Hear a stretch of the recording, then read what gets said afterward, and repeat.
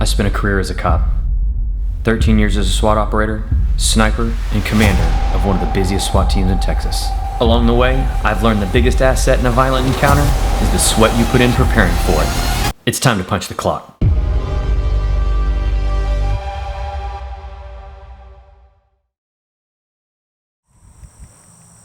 So one of the reasons that we advocate our police officers to carry the Byrna in a method that compels a support hand draw is not only to mitigate the risk of confusing a less lethal weapon for a lethal weapon, but for the ability to transition back and forth should that need arise.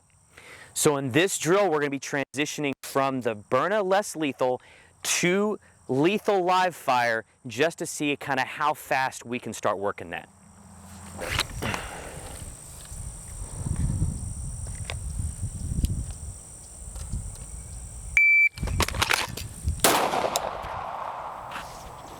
One 6-8.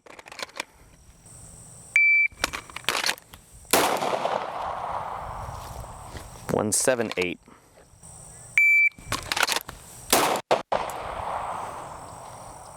One 5-6.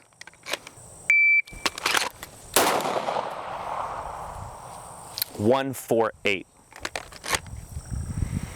So we can see that just after about 4 or 5 rounds, we've been able to work our transition time down less than a second and a half, 1.48. And that's a second and a half from recognizing that the threat has now evolved, requires deadly force, transitioning over to lethal, stowing my Byrna launcher, so stowing less lethal, being able to present and get an accurate hit on target in less than a second and a half.